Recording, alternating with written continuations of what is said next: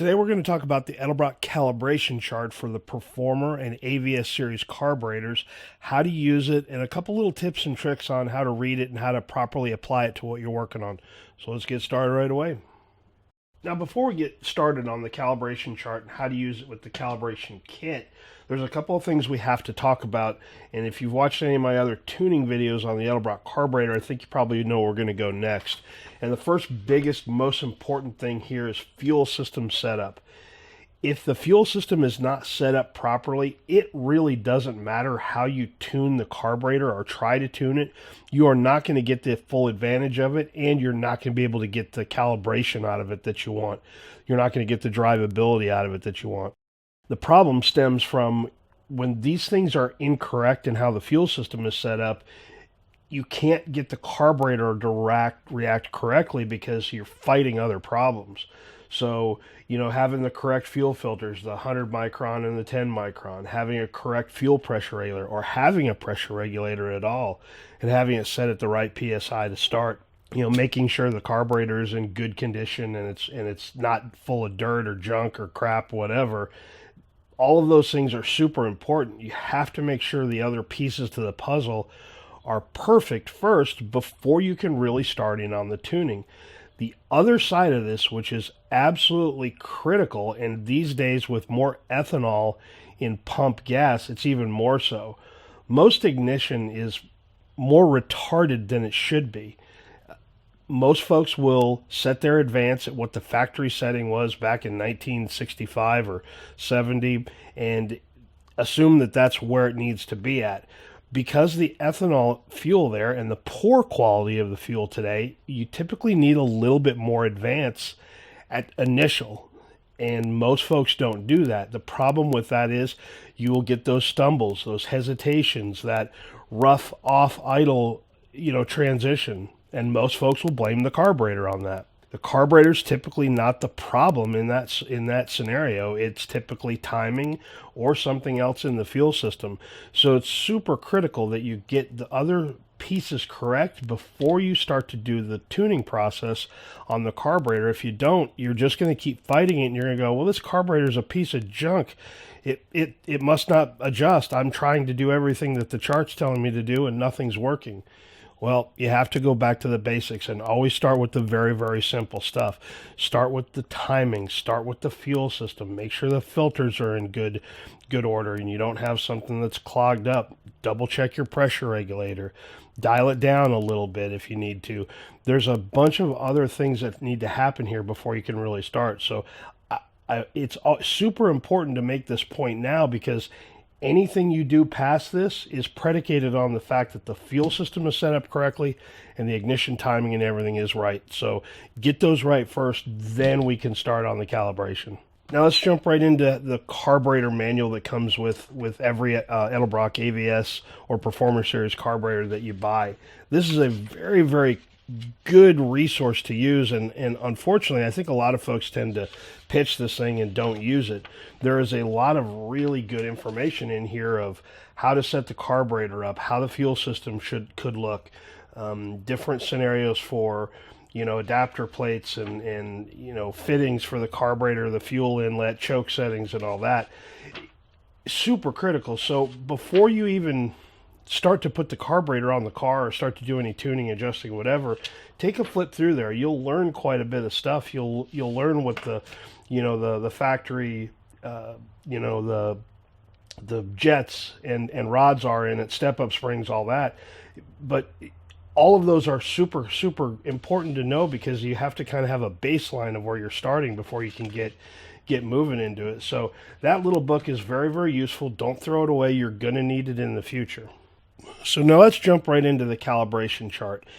If you go online to the Edelbrock website and put in the part number of the carburetor you're working on, you'll find some PDF instructions underneath the listing for that carburetor, and you can download it, and in there it will have your part number carburetor, the calibration chart, and the reference chart for the rods and jets. So I'm going to show you how to use this. It's very, very simple, but there's a couple little things in here that you kind of need to keep in mind when you're doing so you don't kind of throw off how you're tuning this. The first thing to keep in mind with this is to make small adjustments. Don't jump up way up into it because you think you're really, really lean and you need to go really, really rich, or you're really, really rich and you need to go really, really lean. Take small steps. And I know it's a little bit more work to do it that way, but trust me, the results are better because you're not overcompensating for something and realizing that you are off in it, and maybe you needed to adjust down the fuel pressure, maybe there was a spring, step up spring that needed to be changed, whatever. We're just concentrating right now on the rods and jets. So make small steps and you'll be in a better place as you're going through the process. Now, when you look at the reference chart here, and this is for the 1412, this is the 800 for my 67 Chevelle that I'm putting together. That 1412, this is the calibration chart for it. The center is the base calibration. It's what it came from the factory from. It's what you always go back to if you're looking to retune this for a different vehicle.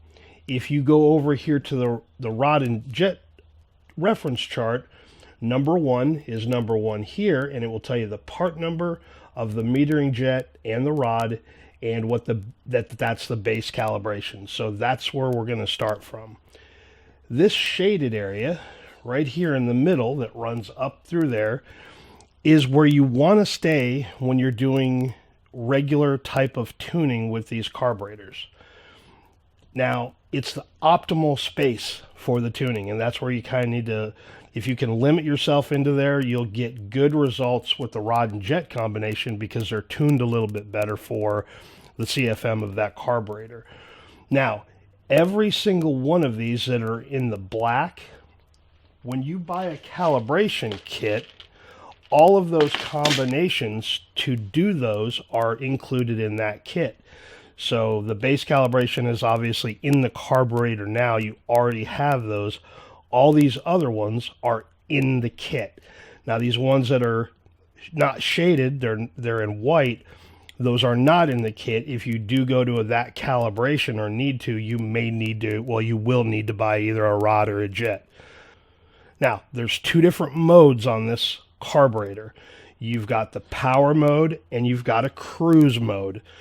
They're exactly how they sound. Cruise is just off idle, cruising down the road at 45 miles an hour, steady RPM, steady on the gas. You're not up and down, you're not hammering it, you're not decelerating.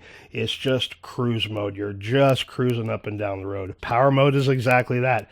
It's hammer the throttle, hit it hard, going from 0 to 60, 0 to 70, going down the drag strip, whatever it is. That is the power mode. It's hammering wide open, give it a ton of gas, get it moving. So when you are tuning, you have to kind of determine where you're having your problems. So once you get the carburetor on, once you get the fuel system correct, once you get the ignition set correctly, then go out and take it for a test drive and see what it's doing. How is it reacting?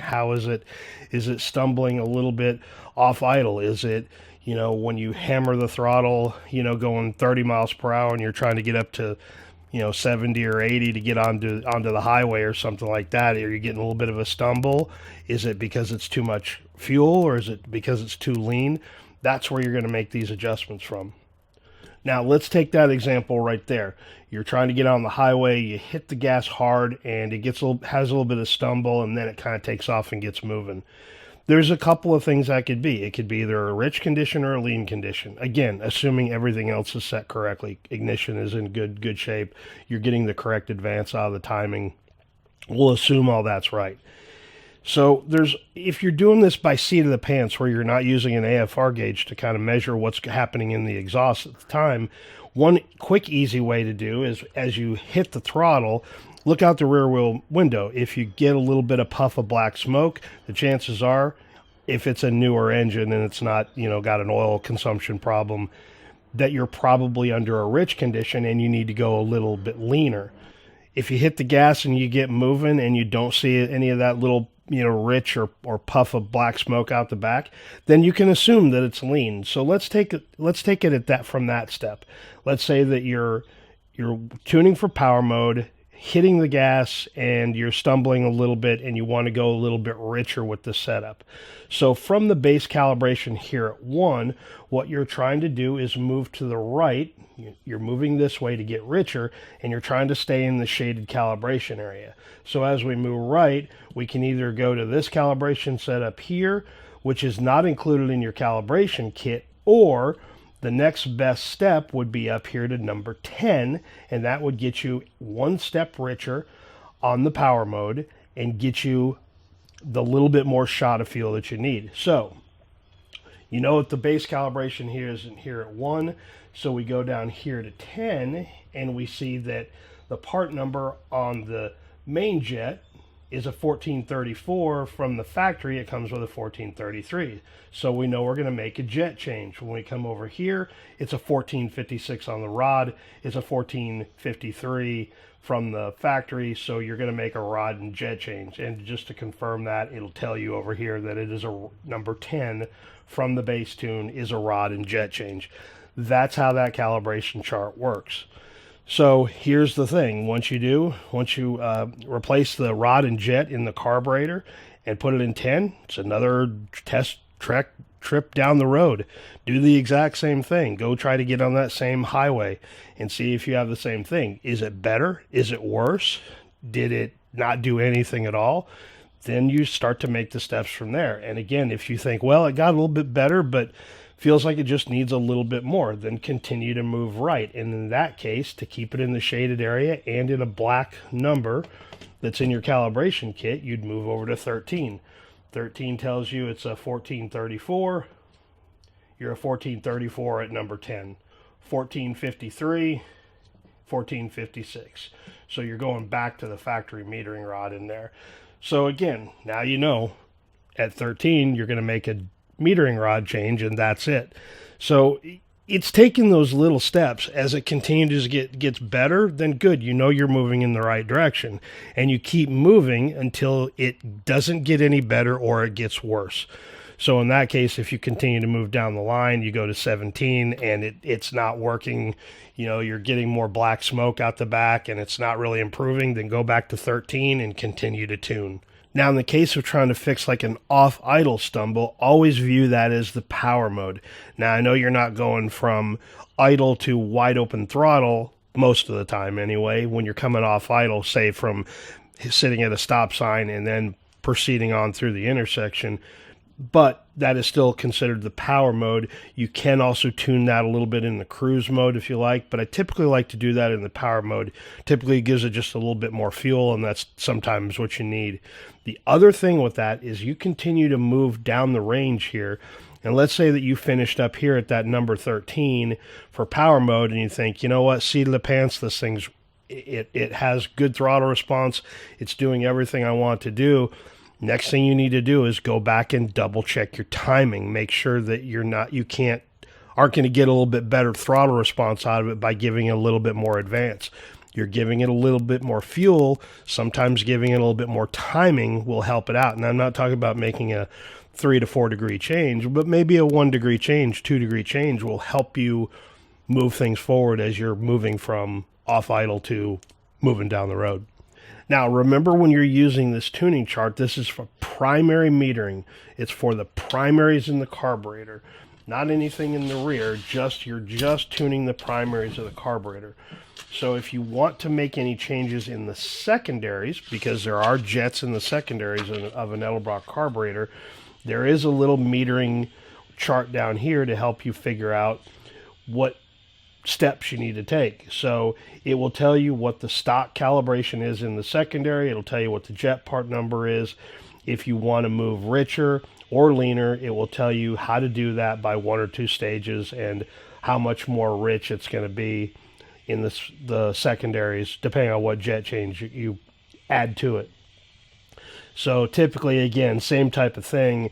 Make these in small steps. If you think you need a little bit more in the secondaries, it's not, accelerating as hard as you want, then just go up 1 stage. If it continues to get better, then go up to stage 2 and 3 and so on. So make small steps. Again, it's always going to be the best way to do this. Now, last little thing on this tuning chart. I've been asked quite a bit of times, why are these other numbers out here outside of that gray area if that's where you're trying to stay is within that, shaded gray area. The reason being is all of the rods and jets step-up springs that are available in the tuning kit and available from Edelbrock, these are all mathematical equations of where all that would fit if you combine different rod and jet and step-up springs to that equation. So they do fall outside of the optimal area to tune, but they're not unreasonable. You can get into an area where you need to go a little bit leaner in the cruise mode. You are still trying to push it up in the power mode, and you may end up at this number 21. Again, it'll tell you what the rods and jets are by the part number, and you can make those changes as you need to. But there's always that area outside of the norm, outside of a regular naturally aspirated engine. A street car, not a big rowdy camshaft, not a big, aggressive high compression, big block, whatever the case may be.